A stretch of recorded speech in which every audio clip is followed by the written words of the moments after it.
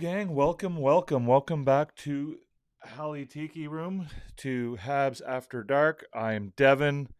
I apologize for uh, the way things are going to look here tonight. I am working on a new computer and it's not quite set up. So I'm back on my old computer, but I think I will have everything I need to have. Yeah, 3-2 Montreal Canadiens victory in a shootout over the Anaheim Ducks. I see we've got a few people in the comments already.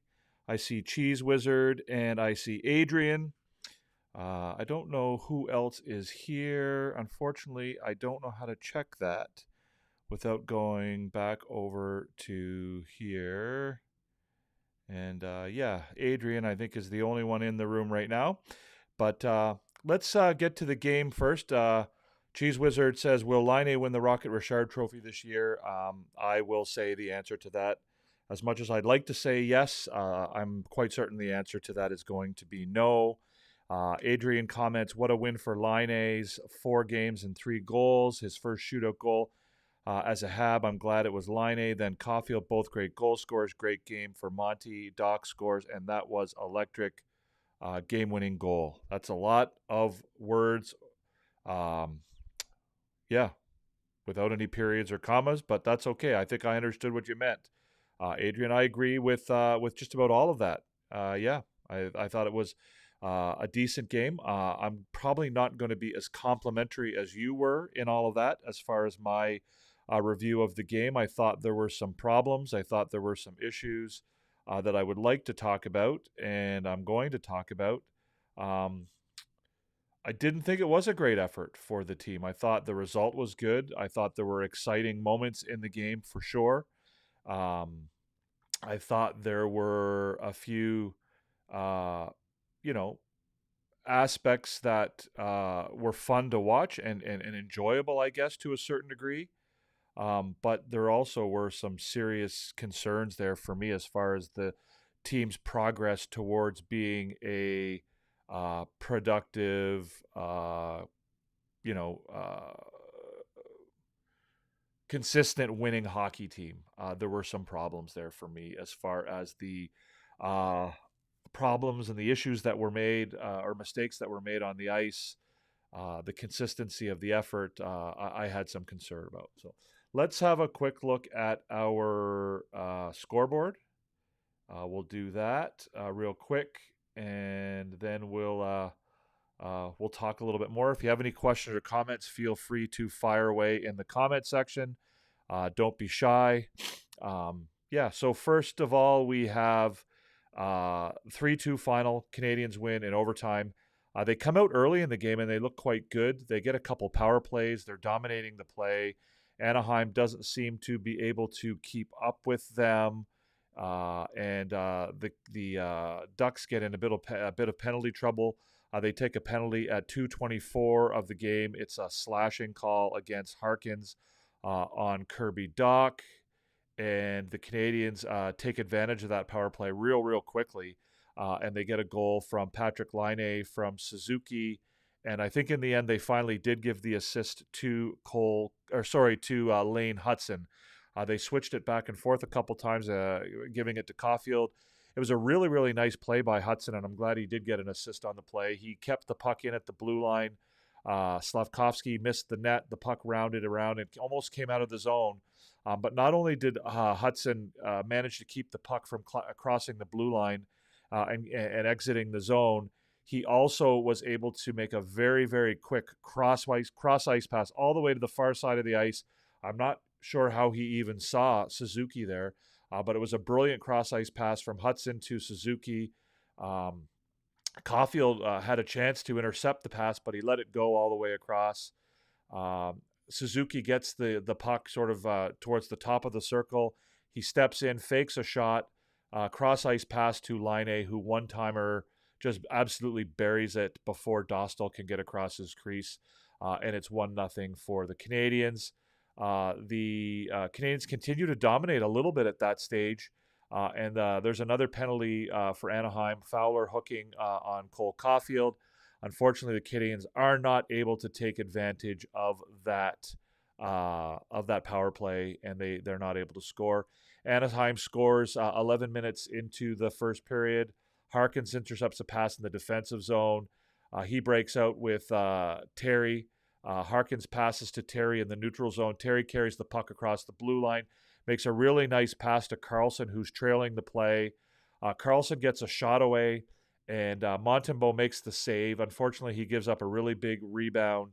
And in the process of making the save on Carlson, he puts himself way out of position, and Terry gets the puck, basically at the top of the blue ice with an absolutely empty net, and is able to put it into the empty net without any trouble.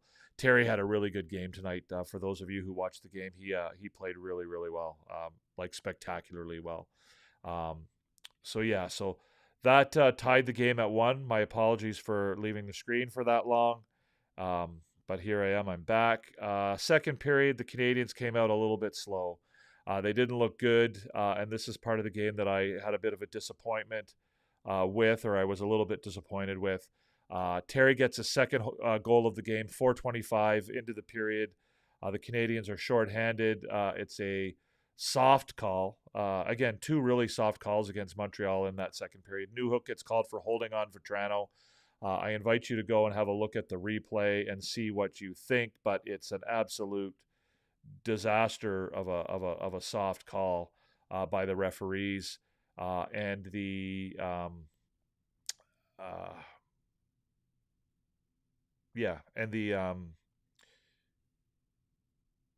so that particular power play, pardon me, that particular power play, the Canadiens managed to kill that off. But then, literally at the exact second that the Newhook penalty is ending, another really soft holding call against Arbor Jackeye on Cutter Gauthier at 3:28, and this particular time the Ducks are able to convert. They score a goal. They're on the power play. Prolonged pressure down low. Killorn and Terry are kind of throwing the puck back and forth. David Savard kind of loses his man, who is Troy Terry. Terry parks himself at the top of the blue ice, and again, a nice cross-ice pass from Killorn, and all Terry has to do is just direct it into the empty net. So both of Terry's goals were relatively easy goals, but again, he had a really, really nice game. The Canadiens come back literally 10 seconds later in sort of role reversal. Typically, it's the Canadiens that give up goals, after scoring a goal. But in this particular instance, they are the ones who score the goal. This time, it's Kirby Dach, right? Everybody's favorite whipping boy. Kirby Dach scores his second of the year at 4:36. Patrick Laine dumps the puck deep into the zone, and there's a bit of a misplay or miscommunication by Dostal behind the net. He ends up, sort of shoveling the puck to no one really, and Juraj Slafkovsky hustles in, gets the puck behind the net, and he feeds Kirby Dach, who's skating towards the net, and Kirby Dach is able to put the puck into the empty net before Dostal can get himself back into position, and that's 2-2, and that's the way the regular frame or the second period ended, and that's the way regulation time ended. And then, of course, we headed to overtime, and we had really nice performance from Samuel Montembeault. He stopped both of the Anaheim shooters. Meanwhile, Montreal scored on both of their shots, Laine and Caulfield. I guess I'll speak briefly about the overtime. Not a great overtime for Montreal. I'm not sure what was going on with the line combinations in overtime. I don't think I saw Patrick Laine out there at all during overtime. In fact, I think at the end you had Suzuki out there with Hudson, and I'm not sure who. I don't know what the combinations were like. Evans got time out there. Looked like he might have hurt himself. I hope that's not the case. But in any event, I wasn't that impressed with the way they looked in the overtime, unfortunately. But they were able to bring it back around in the shootout, and they were able to win it in the shootout. So, So let's have a closer look at the scoreboard here for a second, guys. I don't know where everybody's at. Are we having any trouble with the sound or anything here? Are there any issues dealing with. I'm not sure what's happening here with nobody in the room. Is it? Am I screwing anything up here? Is there anything wrong with the video or the sound? Um, I don't know what the situation is here. Let me see if I can go check out the video and see if everything's okay.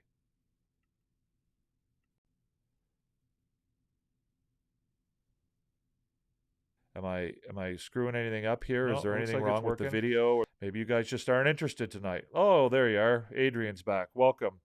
Um, yeah, so let's have a little bit of a closer look at some of the underlying stats here.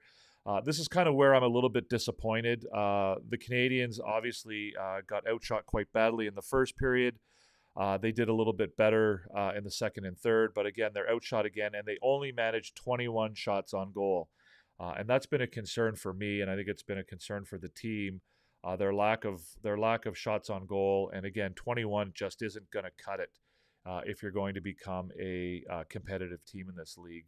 High danger scoring chances. Again, they're dominated here, 12-9, 2-0 in the overtime. Again, not good enough for me. And expected goals 3.3 to 2.0, right? That's a lot of expected goals and not very many expected goals for. So I think those underlying numbers are one of the reasons why I'm not that enthused about this game. Obviously, I'm happy with the win. But again, this is an example of a game that they probably should have handled a little bit better. They should have handled this team a little bit more easily.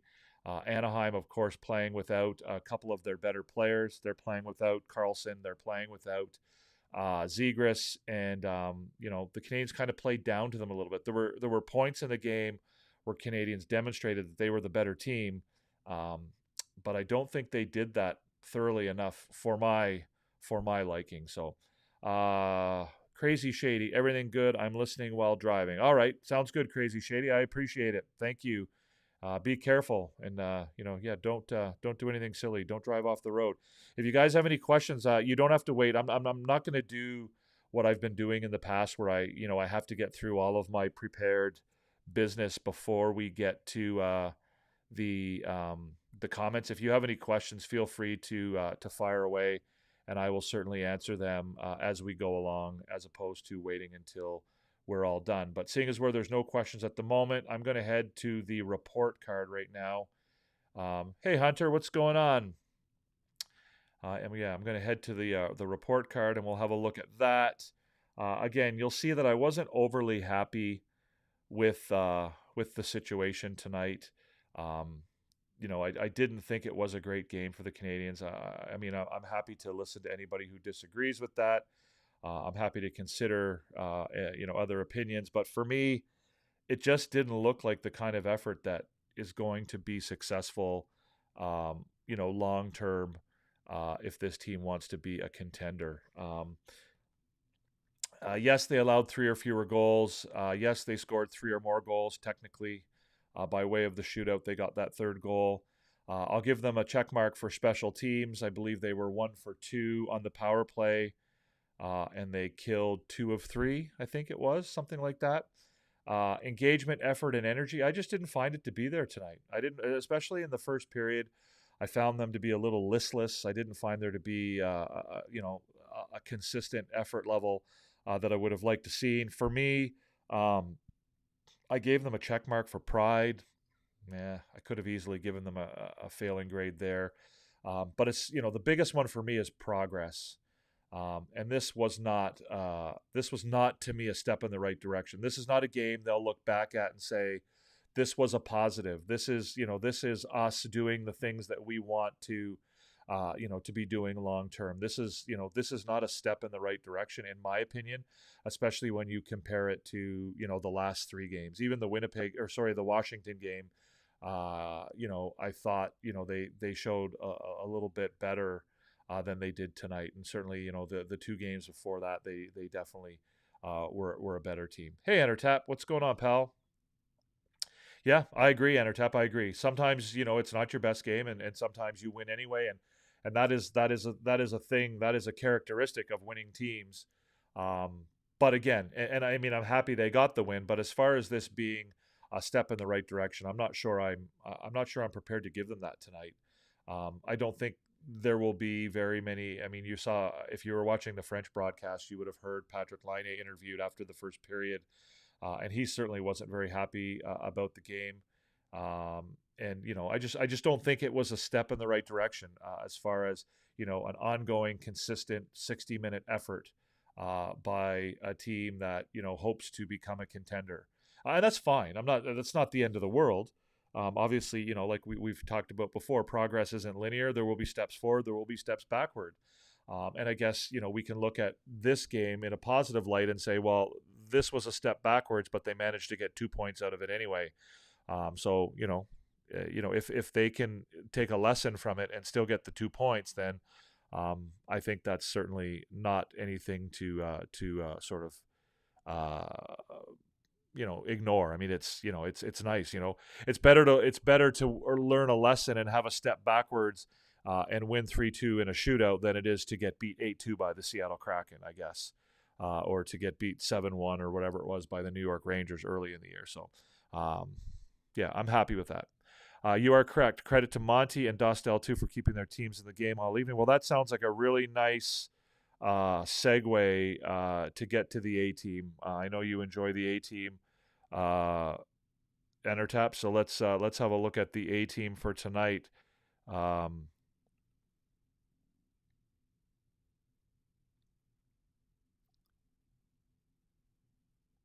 So there's our A team for tonight.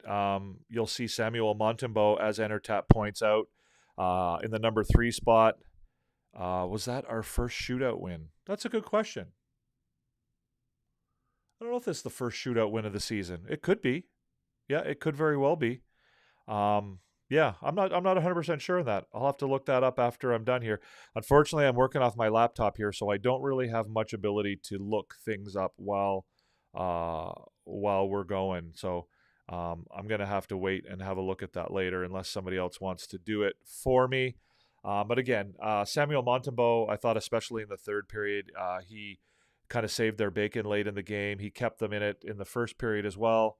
Certainly the latter half of I guess it was more like the latter half of the first period and the second, sorry, the latter half of the first period and the first half of the second period was kind of the dead zone for the Canadiens tonight. So, Brendan Gallagher, I thought was really, really good tonight. I thought he was all over the place.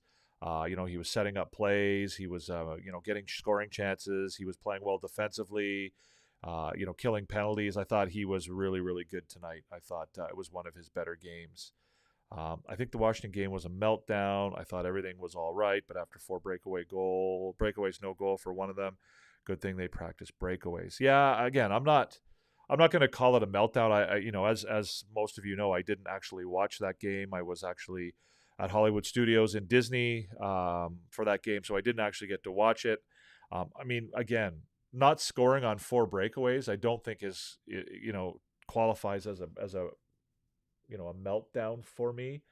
Obviously, you'd rather score on those breakaways, but again, the fact that you got those chances and maybe you just got sort of locked down by a really good goalie, I don't think is a demonstration that you've fallen apart. In fact, I think the fact that you got those scoring chances is an indication that maybe you played okay. But yeah, it is. Even tonight there were 3 or 4 opportunities where players were in all alone with the goalie and didn't manage to finish their chances. So again, that's something that they'll hopefully improve on.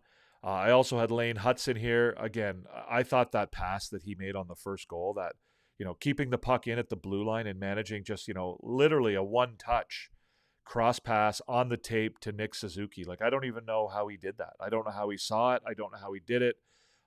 Go back and watch it. I mean, if you didn't catch it the first time and you weren't blown away by it, go look at it again. I mean, this kid, the vision and the gutsiness that he has to make plays is just something I've never seen in a player that age. Like, I've never seen a player 20 years old who's not only able to do the things that he's able to do, but willing to do it, right? Willing to try those things. It's just unbelievable.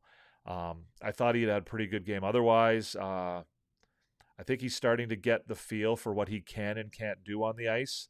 and sort of mixing it up a little bit where he's not always trying to deke guys out. Sometimes it's the right time to do that, sometimes it's not, and he's learning who he can do that against and who he can't do that against, and when he should do it and when he shouldn't do it. And I think his game is turning around quite well. His defensive game is definitely improving as well.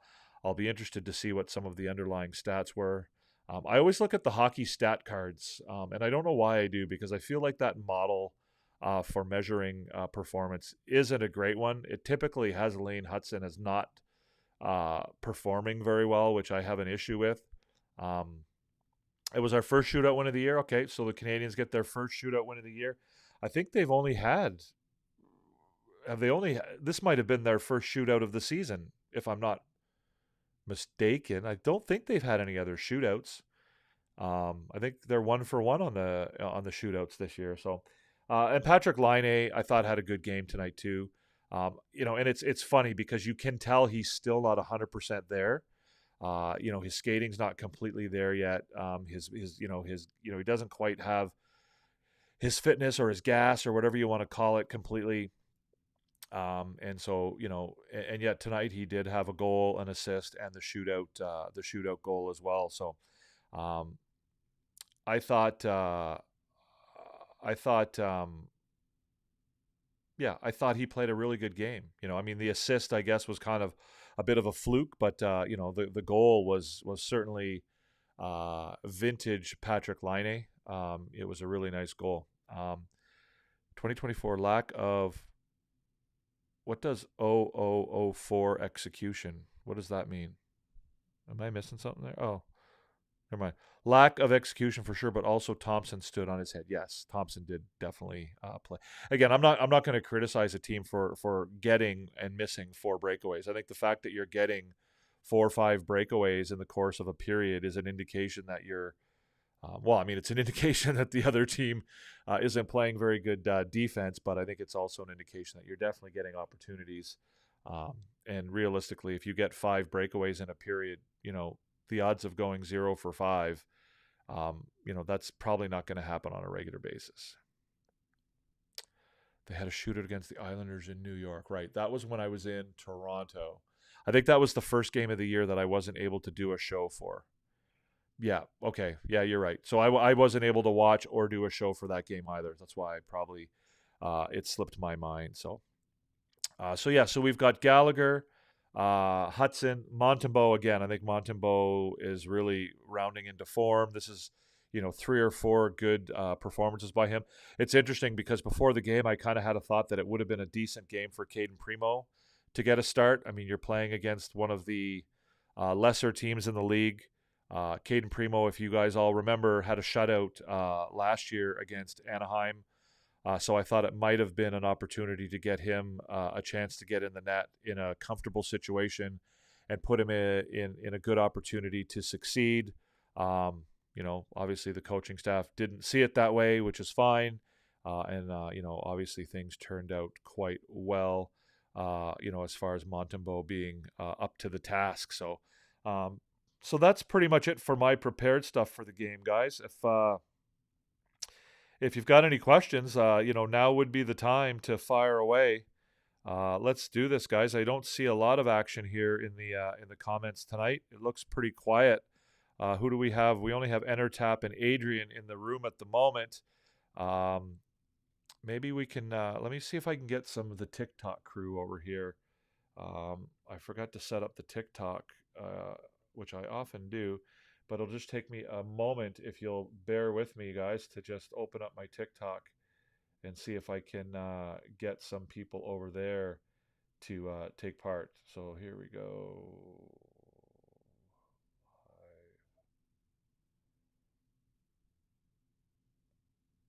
Effects.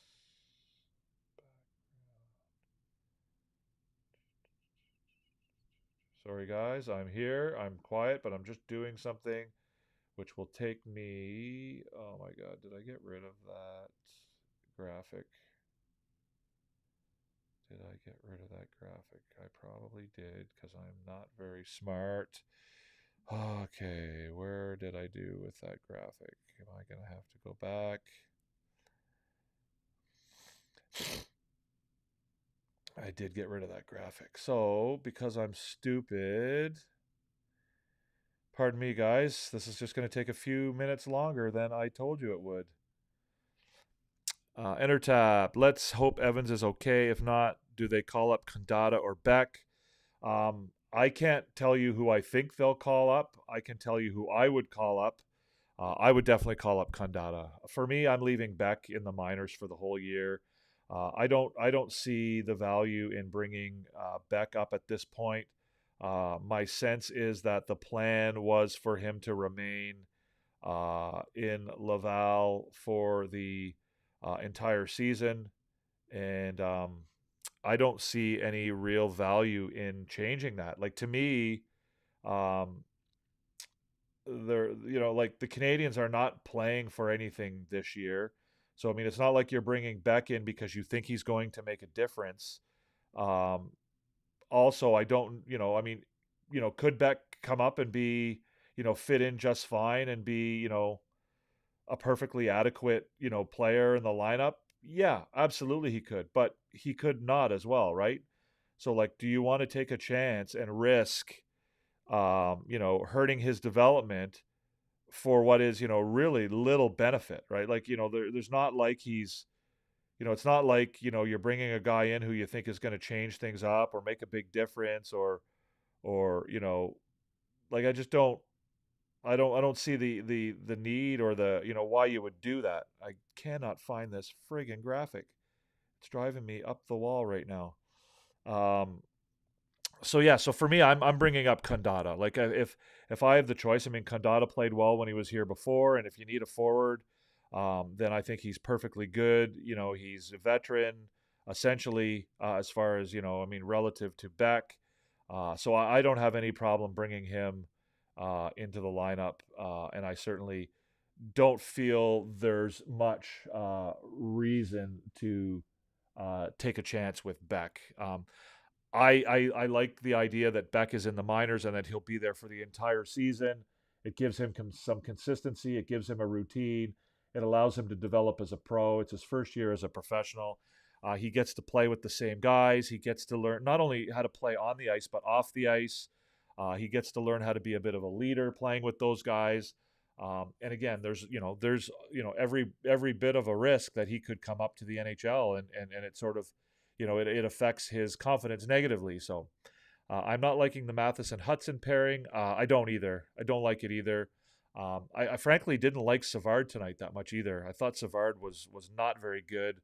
I also, if anybody follows me on Blue Sky, you would have seen that I commented that you know Justin Barron is not uh, on the same level as Jaden Struble right now.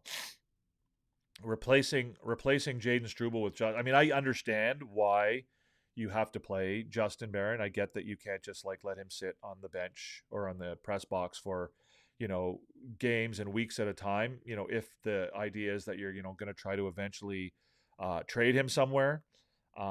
But at the same time, I think we have to all recognize that Jaden Struble has surpassed Justin Barron as far as the pecking order on this team. And when you take Struble out of the lineup and you put Barron in the lineup, you're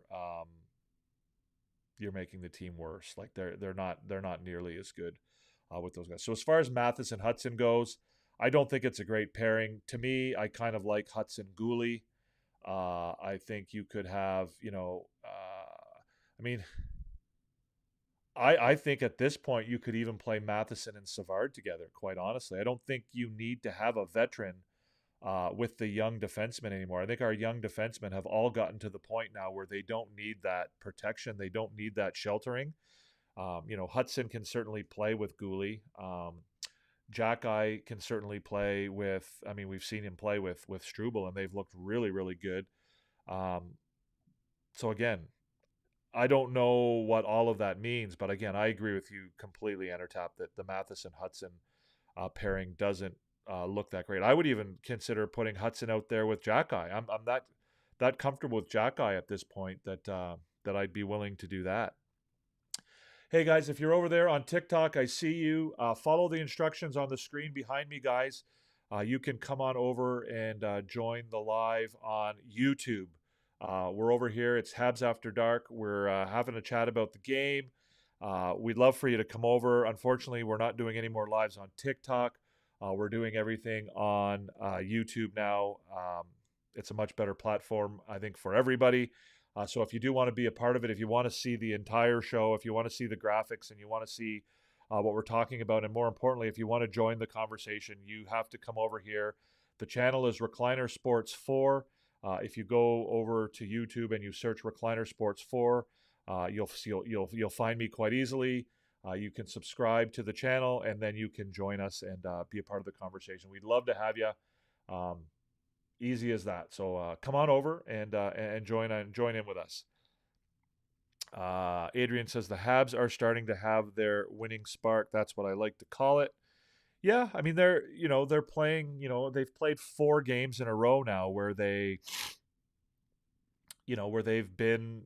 They look like they belong there, right? They look like they belong in the game. They're every bit as good as the team they're playing against. They haven't played, tonight I kind of thought was a little bit of a letdown. But again, I thought of late, the last week and a half or 2 weeks, they've certainly looked a lot better as far as, being a team that looks like they're confident and that they, feel like they can win on any given night. Entertap agrees that Kandata Beck needs to continue experiencing success. Let him marinate. I agree completely.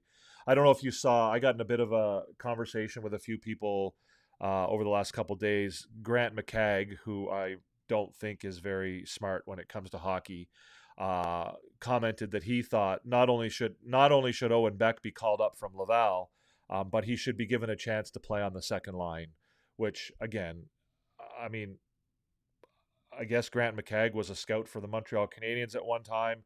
So in that sense, he's got, some level of qualification. But if you think that it's a good idea to bring Owen back up from the AHL and have him, jump right into a second line role on the Montreal Canadiens right now, I have to seriously question your hockey knowledge, and not just your hockey knowledge, but whether or not you've actually been paying attention to what this team is actually trying to do, because that just makes absolutely no sense. For starters, Owen Beck doesn't project to be a top 6 forward. For second thing is, there's really, as I said to you, Entertap, earlier, there's no real reason to bring Owen Beck to the NHL right now. I mean, it appears that the plan is for him to play an entire year in the American League, for obvious reasons, and there's no real rational reason to abandon that plan at this point. So I don't get why somebody who apparently is an insider and has some level of knowledge. I mean, again, I'm not going to get into a Grant McCagg bashing situation here, but I just don't get how somebody who's in a position that he is in could be that far off reality. Frank, good evening, Devin. I didn't see you on the last game, which I thought was a very good game. This one was even better. Okay. I did not do the last game, the Washington game. I was in Florida, and I was at Disney. We got tickets to go to an event called Jollywood Nights at Hollywood Studios. And so I was trying to follow the game best I could on my cell phone while we were there. But unfortunately, I didn't really get a great feel for what happened in that game. So, and I also had to fly out the next morning at 8 o'clock in the morning. So it was a bit of a night that didn't really involve hockey, unfortunately for me. So, yeah. But I mean, it sounded like the Canadiens played relatively well against Washington. I think they were it sounds like they had a bit of a letdown in the third period, maybe, got snake bit a little bit, beaten by a better goalie, which, those things can happen. So I see you guys over there on TikTok. Come on over, guys. Give us a follow on YouTube. Come on over and join the YouTube channel.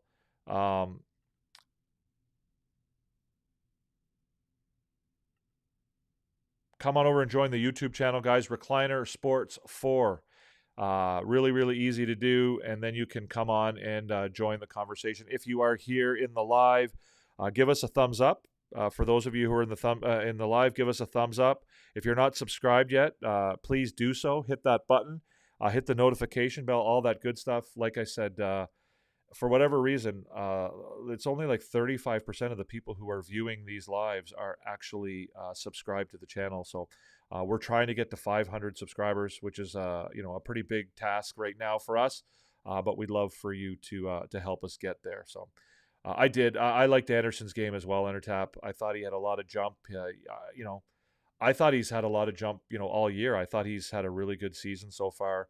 But I did actually have him listed in my A team tonight, and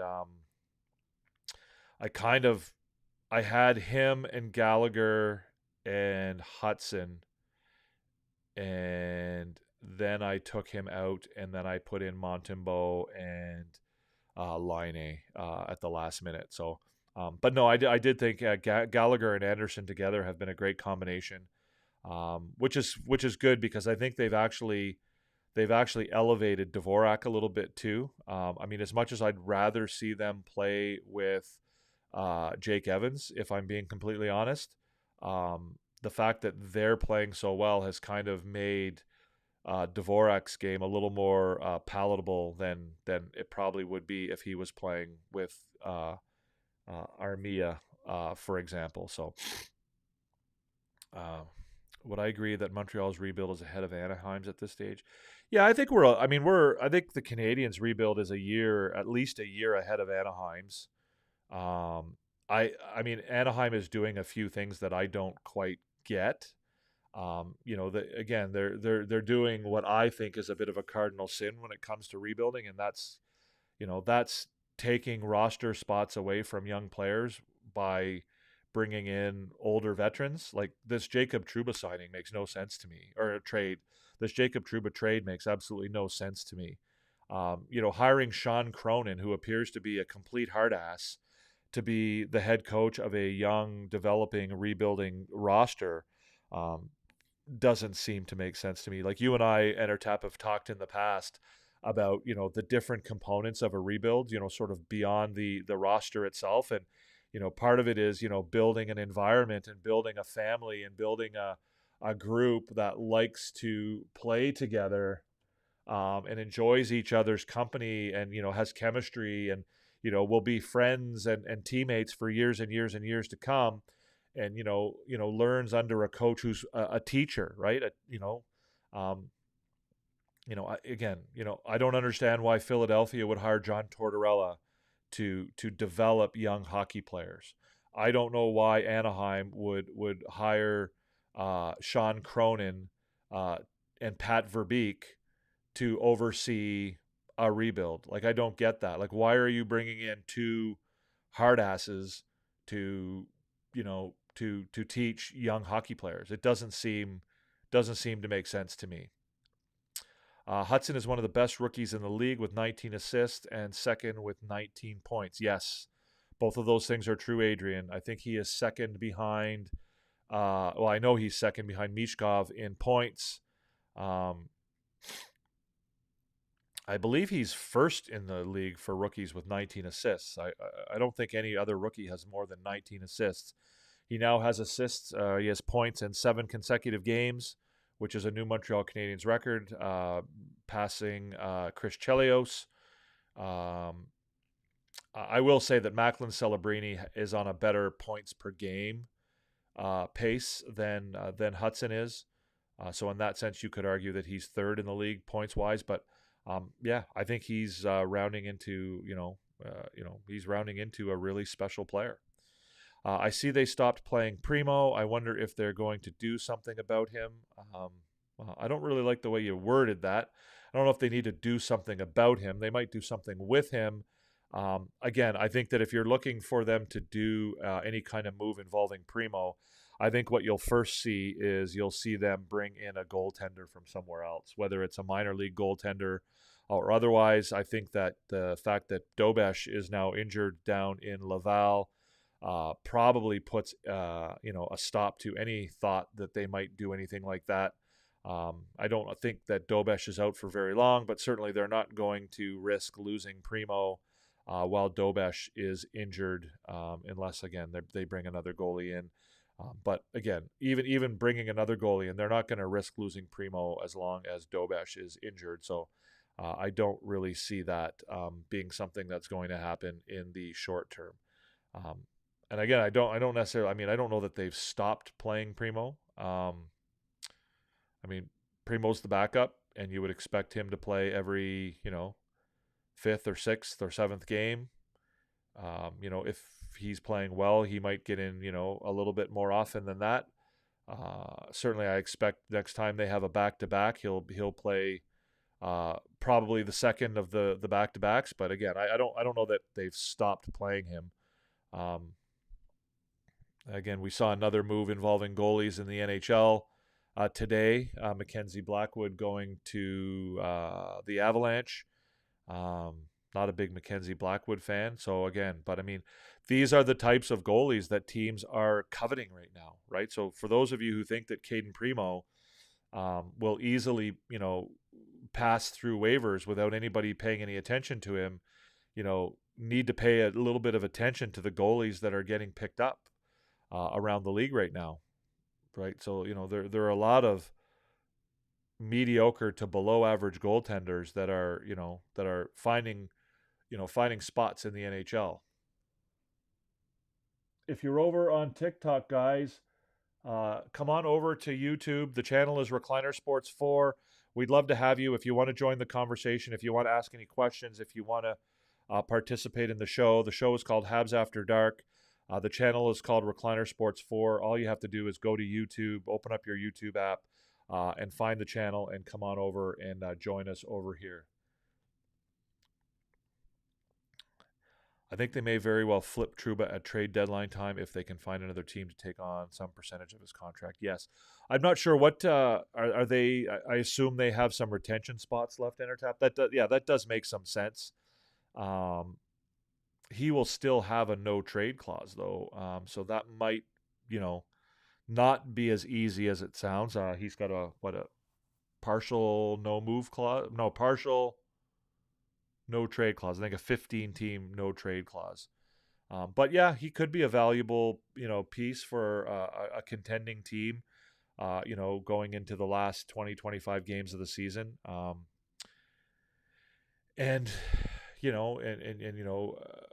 Anaheim could get some benefit from, eating a portion of his $8 million contract. So I think Primo is here to stay for the year. He's RFA at the end of the season, and we'll probably let him walk at that point. I think that's probably right, Entertap. I would want their goaltending situation to be a little clearer before then, because at this stage I'm not 100% sure how their goaltending situation would work in Primo's absence. I don't think there are any young goaltenders, as far as what I mean is goaltenders that are out of the outside of the professional ranks, I guess. Like I mean, obviously I mean, Fowler's not going to be a factor next year.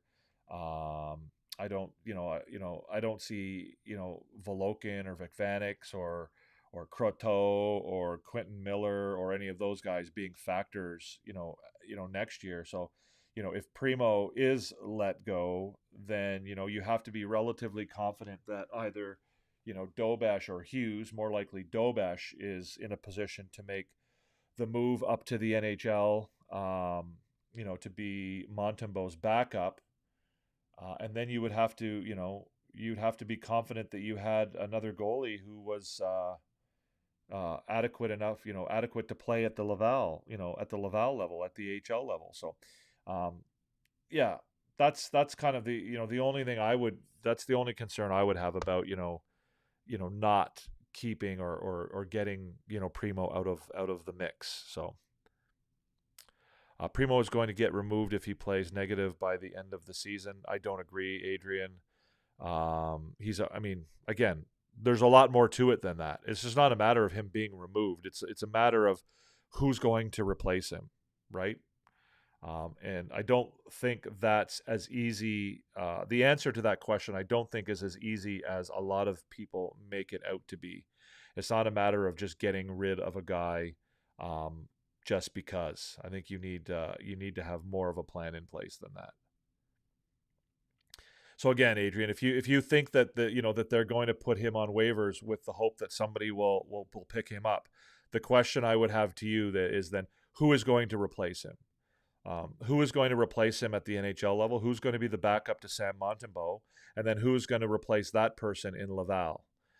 Keeping in mind that they're not going to just throw anybody in that role, right? They brought Connor Hughes over from Switzerland specifically because they didn't want to just have a throwaway goalie in Laval.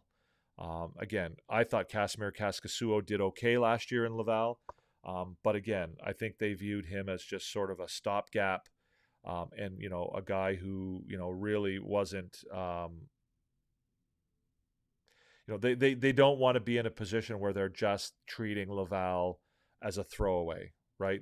I think they're invested in Laval doing well this year. One, because it's their farm team, and two, because they have a lot of young players developing there, who will benefit by being on a good team, on a team that can compete, on a team that will make the playoffs, right? Like, so we talked about Owen Beck earlier, and whether he should stay in Laval or not. Owen Beck being on a team that will be competitive for an entire year, will be in the playoff mix, will hopefully play in the playoffs. These are things that they want these guys to experience. This is part of their development, right? They want Owen Beck to know what it's like to go on a playoff run in professional hockey. They want Logan Mailloux to experience that. They want Florian Jacki to experience that. They want Luke Tuck and all those guys to experience these things. So they're not just going to treat Laval as an afterthought. What happened to that star player that plays for the Ducks that many people say he was going to get traded to Montreal? You're talking about Trevor Zegras, Frank. He was not playing tonight. He is injured. He injured himself. I think it was relatively recently. It looked. I didn't hear the exact injury, but it looked like an ankle or something like that. Yeah, but I mean, again, who's that? Who's that guy in her tap? Right? Like, who is that guy? I know we talked about it the other day. I think we talked about it the other day on Coach's show. Um, yeah. I mean, I can see them doing that. But again, I don't think that I don't think that the situation with Caden Primo is nearly as dire as it's being made out to be. Right? I think what's happening is what often happens is that a guy plays badly, and especially in a market like Montreal, a guy plays badly, and all of a sudden, even like, well, I'll get to that later. I'll give you another example of it in a minute, but like, a guy plays badly, and then the whole world is against him, and it's almost like they're looking for him to screw up, and every time he screws up, it's magnified to the nth degree, and then all of a sudden, the guy is the worst thing in the world. Like, Caden Primo, has had what, 7, 8 starts this year. 6 of them are not good. But he did have a very good end of the season last year. He is a good goaltender. He's capable of being a good goaltender. And I think it's being blown out of proportion a little bit, based on a fairly short sample, that he has to get, we have to get him out of town. Like, I don't think that the Canadiens management views things that way. Um, an example of that was tonight, Kirby Doc, right? If you watch the game in French on RDS tonight, Kirby Doc could do nothing right. As far as the RDS announcers were concerned, right? That second goal, or the first goal, I think it was, they blamed him for that goal, right? Like, he's got the puck behind the opposing team's net, and he makes a pass to the front of the net, which, not a great pass, not ideal, but again, not the worst thing in the world. Well, that was the reason for the goal, right? So So Kirby Dach has the puck 200 feet away from his own net. He passes the puck in front of the net to a teammate who's, just doesn't happen to be there. He was there but isn't there anymore. And the Anaheim player, intercepts the pass and carries it out of the zone, and eventually it leads to a goal. But according to RDS, that entire play and that goal was Kirby Dach's fault, right? Because they've got it in their mind now that Kirby Dach is no good and Kirby Dach sucks. And so every time Kirby Dach gets the puck, everybody's at the edge of their seat seeing what he's going to do. Is this the time that Kirby Dach is going to turn it around? Right? Is this when Kirby Dach is going to, to make something happen? And then when it doesn't and he makes a bad pass, all of a sudden it gets blown out of proportion. Because every player on the Canadiens made passes tonight that got intercepted. There isn't a guy on the team that doesn't make a pass that doesn't connect. But because it's Kirby Dach and because everybody's talking about him and because everybody's wondering when's Kirby Dach going to turn it around and when's Kirby Dach going to become the player that this that blah. Now it's just the whole world is just all over him, right? Every time Kirby Dach made a bad pass tonight or any type of play that wasn't positive, the announcers were all over him. And I think, the same thing is kind of happening with Caden Primo. But again, I don't know that the management, sees things quite exactly the same way. So who do we have in here now? We have in here just Frank. Is Frank the only one in here? What do you got to say, Frank?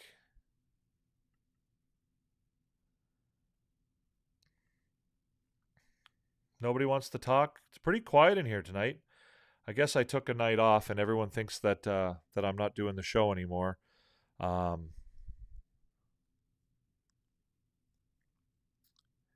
we gonna call it a night there, guys? If you're over on TikTok, guys, I see you over there. Follow the instructions on the screen behind me. Come on over and join us on YouTube. The channel is called Recliner Sports 4. The show is called Habs After Dark. All you got to do is open up your YouTube app, find the channel, Recliner Sports 4. It should be very easy to find, and you'll see the icon for the live show. Just click on it and come on in, and you'll be able to be a part of the show. It's way more fun to watch over here. We got graphics, we got all kinds of fun stuff, and you'll be able to ask your questions and engage in the conversation in the comment section. So thanks, Entertap. I appreciate it. I'm trying my best, man. I'm trying my best. So if you're over in TikTok, come on over, join us over here. If you are over here, hit the thumbs up button, hit the notification bell. If you're not subscribed, please subscribe. We're trying to get to 500 subscribers. We're about a quarter of the way there, maybe a third of the way there, I guess. Doc is not the same after those injuries. He is scared to get hurt again. I don't think that's right. I don't agree with that, Adrian. I don't think the injury is affecting him right now. I don't think that's what. Thank you for the thumbs up, whoever that was. I appreciate it. I think at this point, it's more mental for Doc. It's not a physical thing. I think what's happening is that there's just so much being bombarded on him right now. On one hand, people are saying what you're saying, Adrian. They're saying, are you still hesitant because of your injury? Are you still afraid of being hurt? And so in order to counter that, he goes out and he tries to be a little bit more aggressive, right? He tries to prove those people wrong. And then when he does that and he tries too hard, then he makes mistakes, right? And so then everybody jumps on his back because he makes bad pass or he makes a turnover. He does this, and then he becomes timid again. And it's sort of this push and pull where you've got a kid, 23 years old, right? Everyone thinks that this guy is he's a kid. And he's out there and he's in a market where the media is just bombarding him with, all these different, this, that, and the other thing. And he's in his own head, right? Like one minute he's trying to be more aggressive to satisfy the people who think that he's, being too hesitant. And then the next minute he's trying to be more hesitant because people think he's being too aggressive and making too many mistakes, right? It's a lot. You asked that earlier, Cheese. I think you asked it at the beginning of the live. I don't think you were here when I answered it. The answer is no. He's not winning the Rocket Richard Trophy, but it would be cool if he did someday. Yeah, it would be cool if he did someday.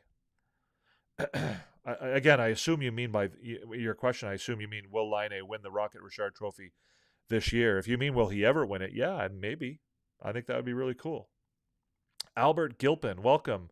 I personally think Matheson is in his head a bit recently, made some boneheaded plays at times. Yeah, Matheson's been a little bit inconsistent. I don't think he had a terrible game tonight. I don't think he had a great game, but he has had some great games recently. Hey, Dave, what's going on? Welcome. I saw you over in TikTok. Thank you for coming on over and joining us here. I really appreciate it. Matheson is a good defenseman. He's had some bad games, and he admits to that. But I mean, the guy's playing 25, 26 minutes a game, and I think he's done quite well. I think he's an important part of this team. Thank you, Frank. I appreciate it. I did have a good time at Disney. Thank you for asking, or thank you for saying so. It was a really good time. Oh, that's you giving me all the thumbs up. Thank you, Frank. It's hard. I can't tell on my interface who is sending the thumbs up. I can tell. I can see them, but I can't see who is sending them all. I can't see who is sending them all. But if it is you, I appreciate it. And for all the rest of you, keep them coming. Don't let Frank be out there sending those thumbs up by himself. If you are here in the live, guys, hit the thumbs up. If you're watching on a replay later on, also please hit the thumbs up. Make sure you subscribe. Again, the YouTube analytics tell me that only 35% of the people who are watching our lives are actually subscribed. So again, if you enjoy the content, you enjoy what you're watching, it really does help us for you to subscribe. We are trying to get our numbers up. I can do much more cool and fun things on YouTube when I get to 500 subscribers, and I am at about 150 right now. So it would be awesome if you guys would give us a follow. Not that thumbs up, Dave. The thumbs up that's right down there next to the notification bell. I mean, those thumbs up are awesome too. I appreciate those, but the thumbs up I'm talking about is just sort of right below the screen there. There's a subscribe button, there's a notification bell, and there's a thumbs up. And yeah, if you're enjoying the content, I'd love it if you could do all three of those things. So that would be awesome. If you're over on TikTok, guys, come on over, join us on YouTube. If you want to be a part of the conversation, you want to be a part of the show, we're certainly taking questions over here. If you have questions, if you want to talk about the Canadiens, if you want to talk about tonight's game, if you want to talk about hockey in general, that would be awesome. But you got to come over here to do it, guys. Unfortunately, we're not doing any more. We're not doing any more TikTok lives. The platform over here is far more stable and a lot more fun. And there's no trolls over here so far. It's actually been quite good. So again, if you want to come over here, it's a better place to have a good conversation. We certainly would love for you to come on over. I see you, Jason. I see you, Jay Neal. I see who else is over there. Connor, user 912, all kinds of people over there. Cameron. Yeah, there's lots of people. Cody, Paul. If you're over there on the TikTok live, then all you got to do is just come on over here and join us on YouTube. So again, yeah, it looks like things are drying up here a little bit, guys. The comments are kind of slowing down. If you have any more comments or questions, fire away now, because I think I'm going to start shutting things down. If you are watching the live, please subscribe. Please hit the notification bell. Please hit the thumbs up. If you're watching in a replay, same thing. If you enjoy the content, again, if you can't make it here after the games, we do go live after just about every Montreal Canadiens game. We do miss the occasional game. Unfortunately, I missed the game prior to tonight's, but we do try to go live after every Canadiens game. We usually get on the air about 15 minutes after the final horn. The show is called Habs After Dark. I try to offer you some insight on the game. I try to give you a bit of a review, give you my thoughts, and then, of course, I look forward to hearing your thoughts and engaging in you guys in some conversation about the game. So if you if that interests you, then this is a good spot for you. Again, like if you can't make it after the games, then I do appreciate you watching the replays. But if you do watch the replays, then I certainly ask that you give us hit the subscribe button, because it does help us. And if you do ever get a chance to make it to the lives, I look forward to interacting with you in person. I do believe the second line needs to improve if Habs are to be competitive for the rest of the year. I agree with that. I don't think that Laine has his legs under him completely just yet. Even though he does appear to be producing. Slavkovsky and Doc have been a little bit up and down. Obviously, Doc has struggled. Again, my thoughts on Slavkovsky. Tap, we've had that conversation. You and I and Marco. I think that as Laine improves, and if as Doc improves, I think so will Slavkovsky. Slavkovsky, I think, is at a point now where he doesn't create a lot of his own offense, and so having him on a line with other guys who aren't also creating a lot of offense probably doesn't help him that much. But I think it'll come around. This Demidov situation is really disturbing. He needs time of ice, and time on ice, and they are not providing it for him. Needs to come here ASAP. Do I know Rick talking Habs? Rick, what's his last name? Is that Rick that does like the big podcast, Habs Connect, Canadians Connection or whatever? I agree with you, Entertap. It is disturbing. It is a problem. I suspect it's a pressure tactic, either on the Canadians to try and get them to pony up money to buy out Demidov's contract, or it's a pressure tactic on Demidov to try and get him to stay in Russia and re-sign with SKA. I think it's pretty clear that the second of those things isn't going to happen. I think Demidov's made it quite clear that he's not going to stay there. He's definitely interested in coming to Canada, and I don't know that anything's going to change that. As far as the Canadians buying him out, I don't fully understand all of the ins and outs of what's involved with that. I know that the Canadians have the money. I don't think it'll be a scenario where the Canadians are like, well, we can't afford it. I don't think that's an issue. I don't fully know what's going on there. I really don't. But you're right. It is disturbing and it is a problem. It's frustrating. It's, I don't know what, again, I don't know what to do about it. I don't know what can be done about it.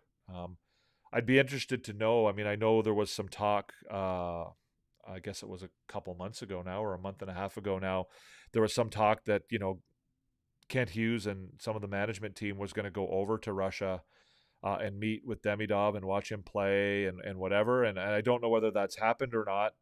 And if it has, I haven't heard anything about, what came of it. I don't know. I don't know what the situation is with that. So thank you, Frank. I appreciate it. You have a wonderful night as well. I appreciate the thumbs up, and I appreciate the subscribe, the follow, whatever you want to call it. I'm so used to calling it a follow from TikTok, but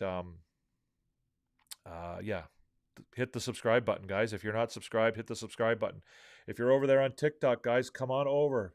Follow the instructions on the screen behind me. The screen behind me tells you what to do. Come and join us on YouTube. The channel is at Recliner Sports 4. We're having a good chat about the game. If you want to talk about the Canadians, if you want to talk about tonight's game against Anaheim, if you want to talk about hockey in general, this is where we're doing it. I know there's some people in there that, are regulars on my TikTok lives, and I know you enjoy the conversation. So come on over here and get in the chat, and let's talk about it. There was talk that they were going to trade Caden Primo. So so you're saying that this podcast Talking Habs, I don't know the podcast Talking Habs. I know there's a guy, like a veteran media guy named Rick. I can't think of his last name right now, who does a podcast called Canadians Connection. I'm not a huge fan of it. I don't find it to be very well researched or informed. Um, Honestly, if there was a podcast and they were talking about potential trade of Caden Primo, like were they talking about they think he should be traded, or were they talking about they've heard he might be traded? Because if they're talking they think he should be traded, I guess my answer would be, um, for what? Like, and like I don't know what a trade for Caden Primo would look like right now. One, I don't think he has a ton of trade value. And two, I don't think they're going to trade him. If they are going to trade him, I think it would have to involve another goalie coming back to take his place, right?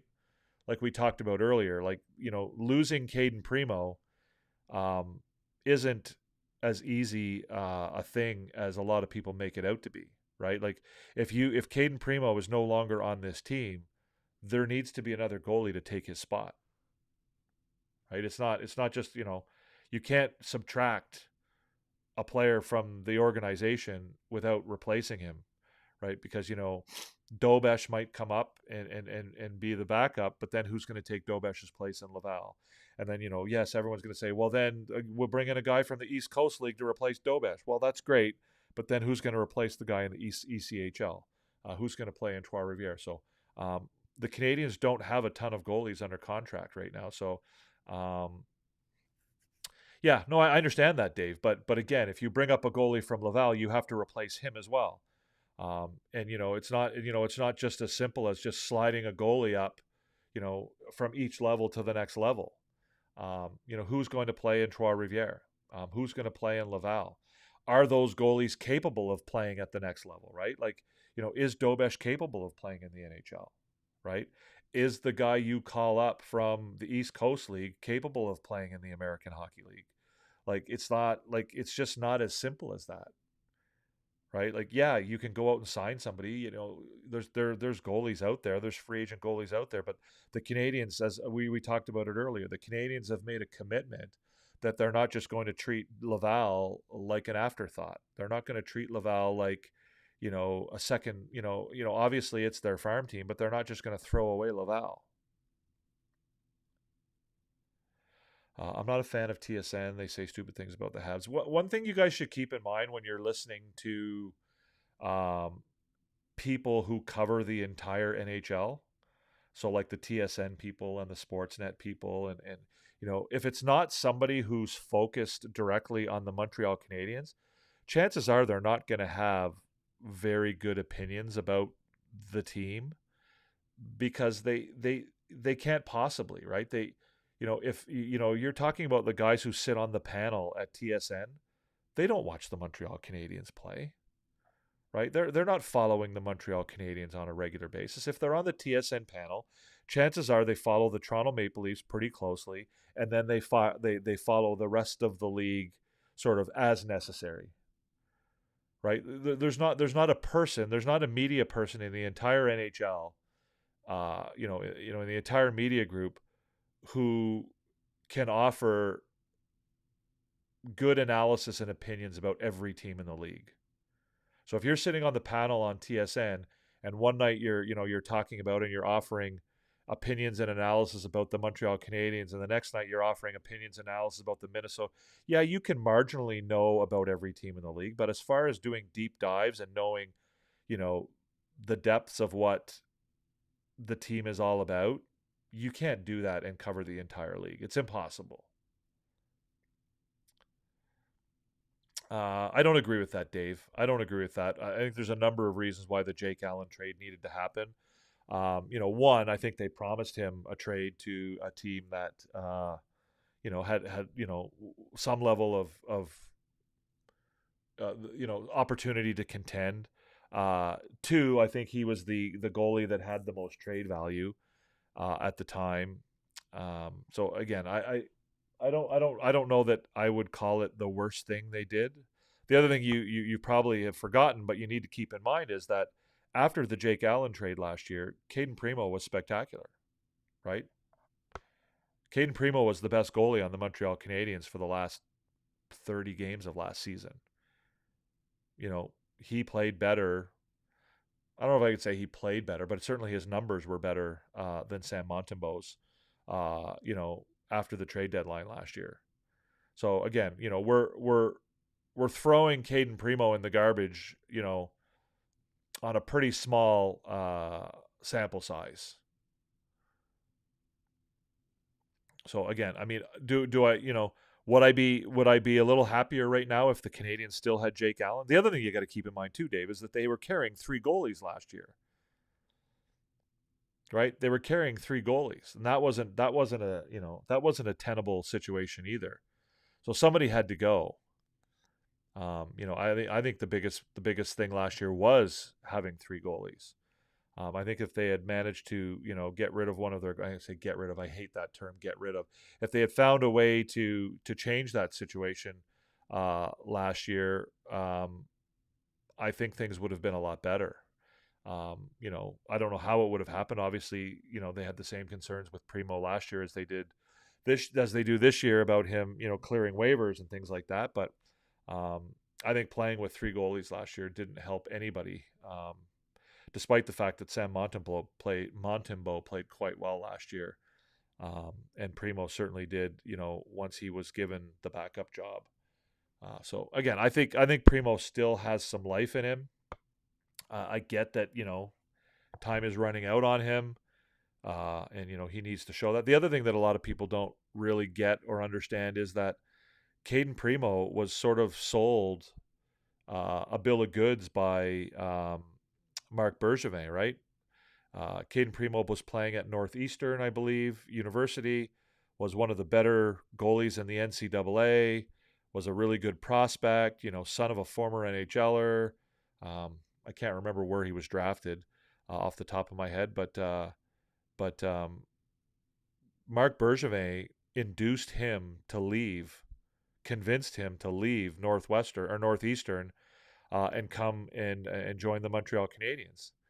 And he did that on the back of a promise that Caden Primo would play 1 year in the American Hockey League, and then he would be the backup in Montreal.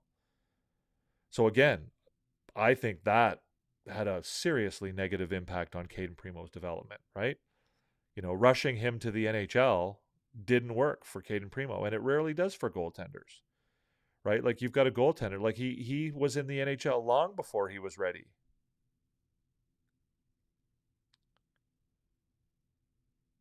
Right? Well, they're the same age though, Dave. Like they're not. It's not like one guy is an older veteran guy. They're both sort of on the same track. I don't know the full details of it. What did I hear? I heard that did he take a shot off the ankle in practice? I think I heard that. I heard again. I think that's what it was. Michael Hage did not play in either game for Michigan this weekend. My understanding is that it's not a serious injury, um, but Michigan certainly did not look very good without him in the lineup. They were beaten quite soundly both games, but I don't know all the details of the injury, and I can't look it up right now. Intertap. I'm on my laptop, and I don't have the ability to do too many things at once here on my laptop. So, anyways, guys, I think I'm going to end the show there. I do appreciate everybody for coming. We've been on for quite some time. Not the best turnout we've ever had, but as far as quantity goes, but as far as quality goes, it was really good. Entertap, Dave, Adrian, Frank, who else? Albert Gilpin was in briefly with a question. Cheese Wizard was here briefly at the beginning of the show and later on as well. Who else do we have in here? I think that's pretty much everybody. Hunter popped in for a quick hello. Crazy Shady said he was listening along while he drove. So I appreciate everybody for coming. All you guys, thank you so much for joining us. Thank you for the questions. Thank you for the comments. The show is Habs After Dark. We go on the air about 15 minutes after Montreal Canadiens games. We talk about the Canadiens. We talk about the game. We talk about hockey. If that interests you, then certainly come and join us. If you're over there on TikTok, same thing. If you want to talk about hockey, just come on over to YouTube at Recliner Sports 4. Come and join us. If you're watching this on a replay, I get it if you can't always make it when we're live. If you can, that would be awesome. We'd love to chat in person. But I do appreciate you guys for watching the show in a replay. If you haven't subscribed yet, please do so. Again, I'm told that less than 40% of the people who watch our lives or watch this show, whether it's live or in a replay, are subscribed. Certainly, I hope we can do a lot better than that. I would love for you guys to subscribe. I'm trying to get to 500 subscribers. YouTube lets us do some fun and cool stuff when we get to 500 subscribers. So yeah, we've been working at it. We've been here for about 2 months now. Our numbers are going up, but we need them to go up even more, and we could definitely use your help. So hit the subscribe button, hit the thumbs up button. They're all right here below the screen here, somewhere down there, and hit the notification bell. That would be really awesome.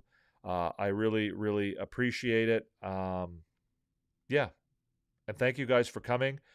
Dave has been a fan for over 50 years. Nice. I'm not quite there, but I'm pretty close. I've been a fan for...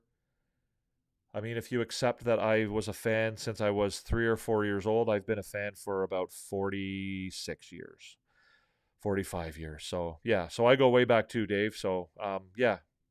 Being a Habs fan's awesome. I love it. Yeah. Being a hockey fan's awesome. So, like I said, guys, join us over here. We'll be on after the next game. We'll come on about, like I said, 15 minutes after the game ends. We'll go live.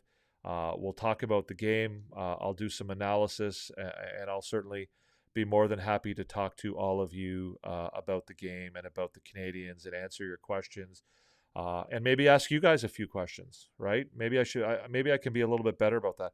Et on va faire l'émission en français aussi. Si vous avez des questions en français, si vous voulez parler en français, c'est parfaitement correct. Je parle pas aussi bien en français qu'en anglais, mais je suis capable de répondre les questions en français si vous préférez ça. Je suis fier d'avoir une émission bilingue. Et si vous êtes francophone et vous voulez joindre notre émission, nous serons sur les ondes à peu près 15 minutes après le match, après chaque match des Canadiens. On fait l'émission Habs After Dark et on aimerait bien avoir beaucoup de gens francophones ici, chez nous, pour notre émission et pour en parler à propos des Canadiens de Montréal.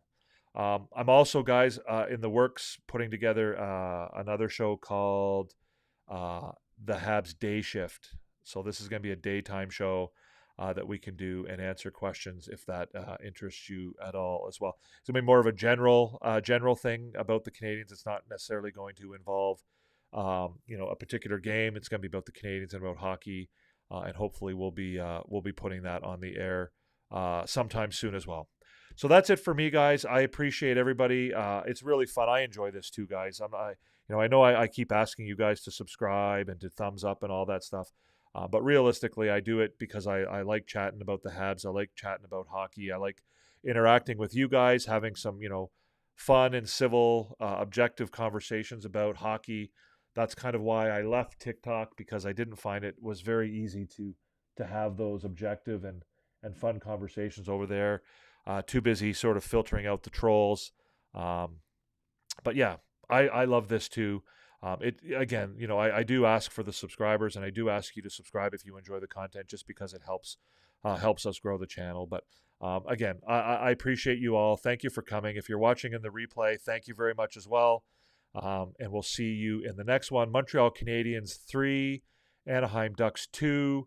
Shootout win. The winner in the shootout came from, I guess technically, Patrick Laine. Cole Caulfield also scored in the shootout. Laine had a goal and an assist in regulation. Sam Montembeault kind of saved the bacon in the third period. So yeah, great game. I hope you enjoyed it. I hope you enjoyed the show. And we'll see you next time. And let's get this queued up here. Peace out. To Hoffman, Monahan parked in front, Doc to Caulfield, fires, scores! You are about to enter Habs After Dark with Recliner Sports.